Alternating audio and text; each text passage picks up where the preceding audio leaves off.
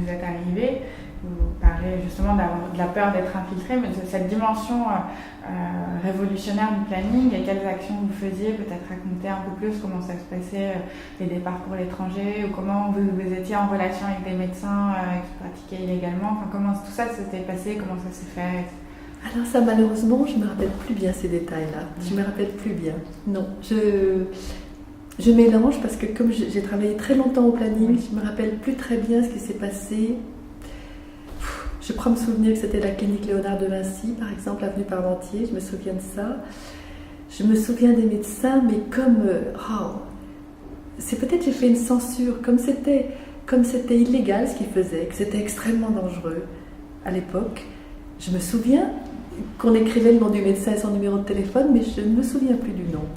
Je me souviens de médecins que j'ai rencontrés ici, par exemple Jean Cohen, qui est devenu assez connu, ou je me souviens, je crois qu'il y avait aussi René Friedman, mais voilà, je ne saurais pas dire, parce que comme jusqu'à aujourd'hui j'écoute René Friedman sur France Culture, chaque fois je repense à ces années-là, mais donc je ne saurais pas bien dire cette réponse-là. Je sais seulement que je me sentais comme un lien, mais pas que moi, entre le planning et le MLF. Parce que le MLF considérait que tout ce qui n'était pas le MLF était réformiste. Et ça, moi je le disais au MLF, vous exagérez. Parce que s'occuper d'avortement concrètement, c'est révolutionnaire. Et au planning, j'expliquais, à mes copines du planning, j'expliquais que ce qu'on faisait au MLF, c'était indispensable.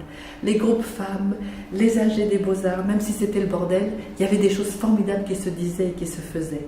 Et donc j'essayais, puisque mon métier d'origine c'était traductrice, j'essayais de traduire ce qui se passait dans un monde et dans l'autre. Je passais entre ces deux mondes.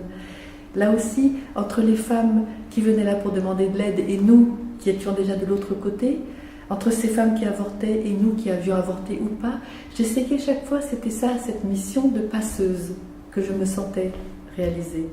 Donc je n'ai pas accompagné les cars pour les Pays-Bas et tout ça. Je ne peux pas vous raconter ça. D'accord.